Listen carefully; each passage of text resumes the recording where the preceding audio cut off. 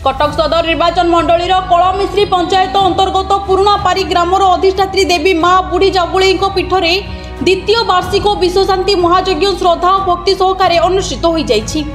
प्रारंभ में पूजा अर्चना करा जाई पवित्र चित्रकूटा नदी जल आनिबा परे 3 दिन व्यापी विश्वशांति महायज्ञ अनुष्ठित होइतिला। पुरोध विष्णु प्रसाद शतपथी तत्वावधान में अन्य पंडित मानक साहाय्य यज्ञ कार्यक्रम अनुष्ठित होइतिला। प्रत्येक पंडित कमलाकांत त्रिपाठी द्वारा प्रवचन और धर्मालोचना अनुष्ठित होइतिला।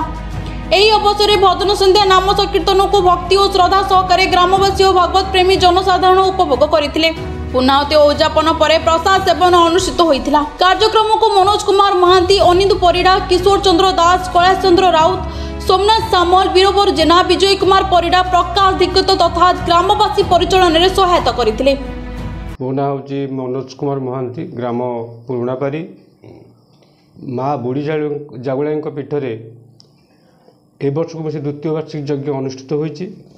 ए यज्ञर मुख्य उपदेष्टा श्रीजुक्त विष्णु प्रसाद शतपथी मुख्य पूजक एवं सेमानकु पूजक को सहयोग करते मनोज कुमार महांती, अनित कुमार परिडा, कैलाश चंद्र राउत, प्रकाश दीक्षित, विजय कुमार परिडा, सोमनाथ सामल आउ वीरवर जेना एमानक सहयोग साहाय्य मनोवृत्ति नहीं कार्य को सफल करचंती। पंडित विष्णु प्रसाद शतपथी यही पाख गाँ कलमिश्री घर मुई अनुष्ठान मुख्य पुरोधा मांकर अपार करुणा थिबारु ये यज्ञ अनुष्ठान द्वितीय वर्ष गढ़ी उठी।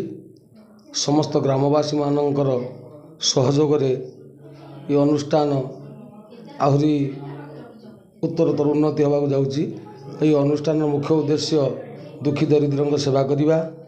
यज्ञ अनुष्ठान सहित समस्त किसी बदान्य व्यक्ति साहाय्य रे गरीब दुखी दरिद्रों को कंबल एथारे प्रदान करा जाउची एवं समस्त ग्रामवासी एथिपे बहुत सहयोग करुचंती। कटक सालेपुर अक्षय कुमार दास को रिपोर्ट टुमानी टीवी।